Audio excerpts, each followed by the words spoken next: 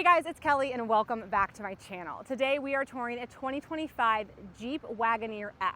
Now, this car behind me has the Wagoneer nameplate, but it's not an electric version of their three-row Wagoneer, but instead it's an electric 5-passenger Jeep vehicle. It's much more similar in size to the Jeep Grand Cherokee. So let's get into it. The first global electric Jeep. Now, not only is this the first electric Jeep we're seeing in North America, it's also the fastest. 600 horsepower with the 0 to 60 time of 3.4 seconds. This thing packs a punch. I am actually very impressed with the performance of this car. Now, they're claiming range around 300 miles, but I do think like with the performance and how the average person would drive this car, you're expected to get a lot less. Unlike some of the other Jeep models that are more kind of geared towards off-roading, this Wagoneer S is taking more of a performance-based approach. So it's not totally tricked out to take this thing off-roading to the woods, but instead just be kind of like a high-performance car. But today I'm here to talk about how family-friendly it is, because it is an SUV after all. And for those families looking for an electric option, let's find out if the Wagoneer S could be it. Now, if I can just give my opinion on the exterior of this car, I have some issues with it, mainly in the front end. I think it's kind of ugly. Like, I don't know, it has the 7-slotted grille, which is great. That's kind of like Jeep's signature. I was hoping for it to look a little bit more though like a mini Wagoneer than like just one of the other Jeep model lineup. I don't know, I think it kind of looks a little cheaper in the front end. I also thought it was very interesting to put Jeep right here instead of Wagoneer. And I'm just really confused with their naming, because if you look at a Wagoneer or a Grand Wagoneer, you can't find Jeep anywhere on the car. But then this thing's like half Jeep, half Wagoneer. I'm just like not really sure where we're landing, and I think it would have been a better design choice to put Wagoneer here, because this is the Wagoneer S. Do you know what I mean? You're seeing this says Wagoneer. So that's just Jeep, this says Wagoneer. This says Wagoneer S, this says Jeep. It's like, just make up your mind. And what we've heard from Jeep in the past, like when we've been to the auto shows, they've told us, don't say Jeep Wagoneer. Wagoneer is its own brand now. And like I was getting on board with that. And now I'm just confused. So it's minor. I think Wagoneer S is also a stupid name while I'm at it. But I'm gonna leave all that on the outside of the car, and we're gonna talk about the interior. Here's what you got. You got 45 inches of screen in here, which is a lot. Now this one we're touring today has an MSRP of $72,000, so it's expensive, okay? But you've got a lot of tech. I would say overall nice materials, and you got a ton of horsepower. So let's start with our door panel right here and just kind of break it down. Very basic, some light contrast stitching, some chrome, and then I always think this is kind of a nice touch how Jeep does their door handle. It's just a press, and then you always have your manual override right here. But let me get you to the other side and we'll start breaking down some of the features.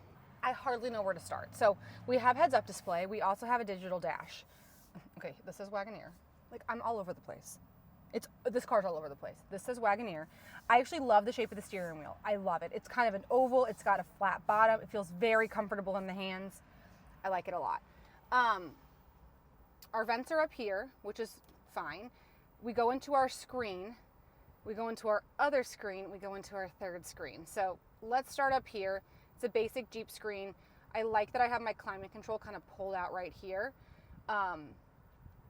This doesn't vibrate though, which I don't like. I feel like if I'm gonna touch a non-button, I like some sort of like response back to me. Okay. This is all kind of standard. This gets a little strange, you guys. We go down here. This is where you put stuff. Now, this is deep. Like, here's a Charlotte Tilbury lip gloss. I mean, she swallows it. Like, it's gone. Bye.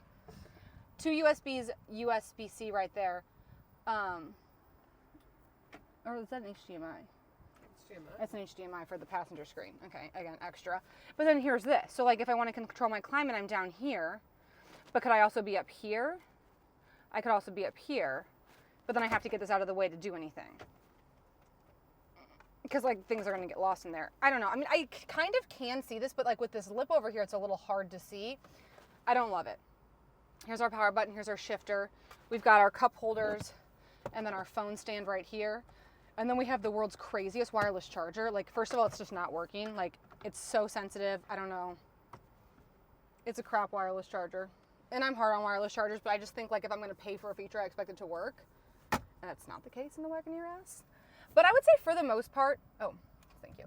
We also have a rear view camera right here.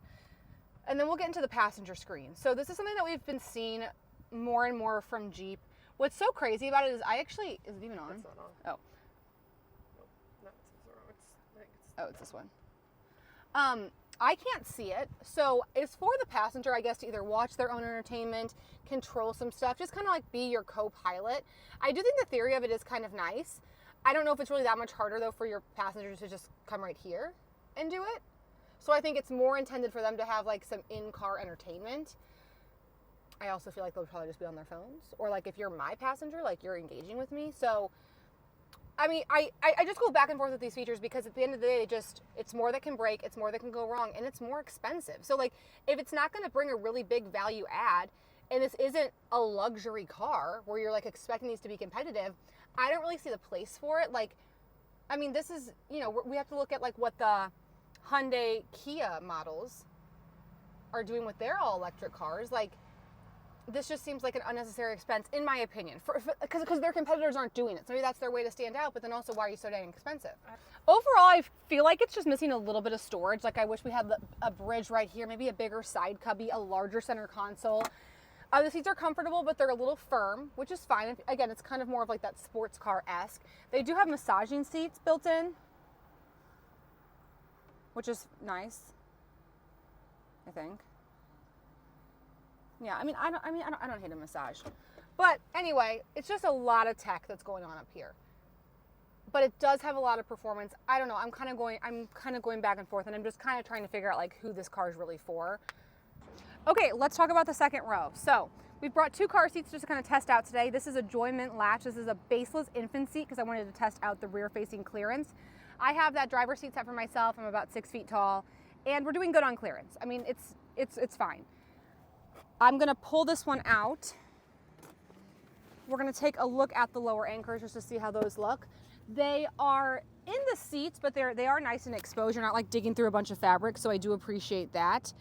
As far as the width of, or as far as the hardware, I guess we'll start with that. You have lower anchors in the outboard seats, 3 sets of tether anchors. As far as 3 across goes, let me see if I can get you guys a good shot.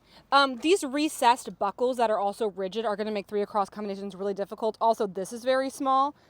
So I'm gonna say it's not very 3 across friendly because this is gonna be hard. I mean, this is so little and you can't flex the buckles either way. So that's not ideal for 3 across.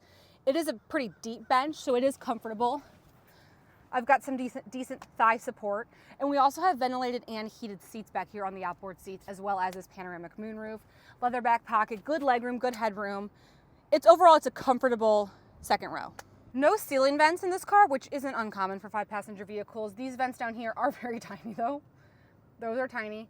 And then we have a 12-volt and then 2 USB-Cs right there. We also just installed a Britax Poplar with the seatbelt just to give us a little bit of a different angle. This seat probably needs to move up a little bit, but it's fine. It's a good second row. I think for 2 car seats, 1 car seat, this definitely, I mean, it's an SUV, so it definitely offers enough space.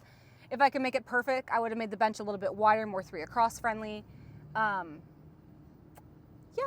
it's fine. It's fine. Okay, let's take a look at the back end. So look at the spoiler, okay? Now all of this is designed to make the car a little bit more aerodynamic because of course that's very important when we're talking about the range of an electric vehicle. Let's take a look at the trunk. Now it's a really nice sized trunk. I mean, a lot of 5-passenger cars are really nice, but this feels very, very spacious. And if we look under here, we've got even a little bit more space that we can kind of hide from. So good trunk. It is a little bit of a lower roof line, again, just because we have that more coupe style. So that's just something to be aware of. So that's gonna wrap up this quick tour of the Jeep Wagoneer S. Let me know in the comments below what you think of this Wagoneer S. I'm more specifically dying to hear your thoughts on the name. And something funny, if you're interested, is back in 2022, Jeep decided to run a contest to name this vehicle, okay? They were calling it the Wagoneer S, but they opened it up to the public. They were offering this amazing prize. They got over 80,000 entries, and they came out a couple of months later saying, oh yeah, so many of you just told us to keep the Wagoneer S, so we just did.